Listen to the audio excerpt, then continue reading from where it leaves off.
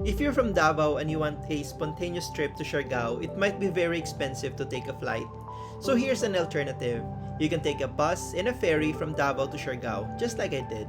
I started my journey in Carmen, Davao del Norte, so no choice ako but to get on a regular trip na bus to Butuan.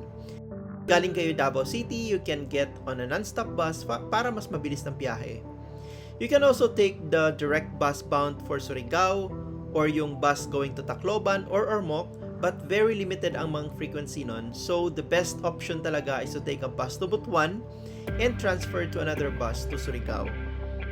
Ang travel time from Carmen is around 6 hours lang kasi gabi ako umalis.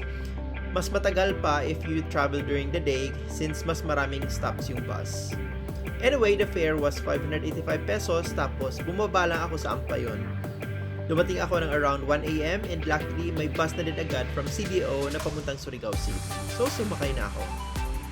Ang bilis lang din ng biyahe, by around 3 a.m. nasa Surigao City na ako. If daytime kayo dumating, pwede lang sumakay ng jeep from the bus terminal to the port. Since sobrang aga ko pa, nag-tricycle na lang ako. Yung first trip pala to Dapa from Surigao Port is at 2 a.m.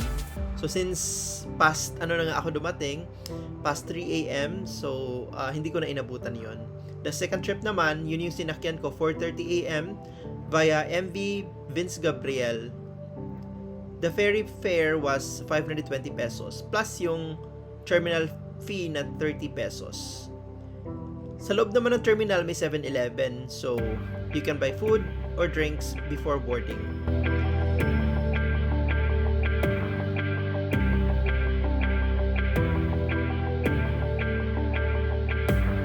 So yun nga, nag-boarding na and sobrang dilim pa talaga.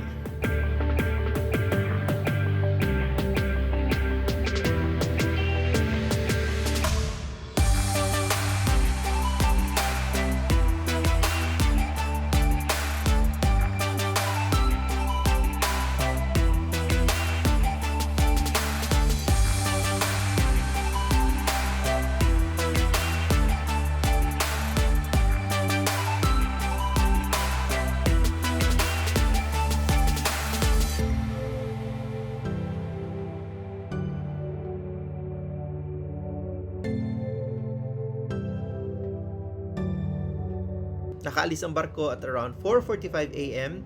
and nakarating kami ng Dapa bandang 7:05 a.m.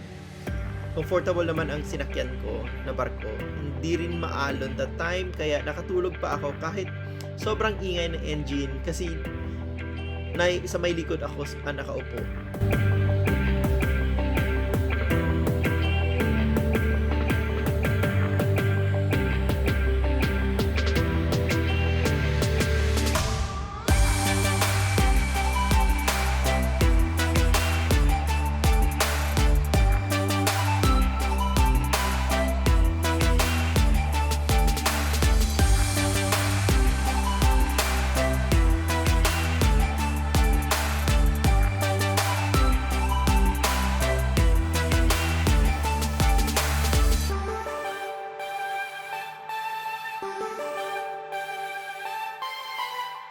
May babayaran palang entry fee pagdating mo ng Siargao. 30 pesos lang naman.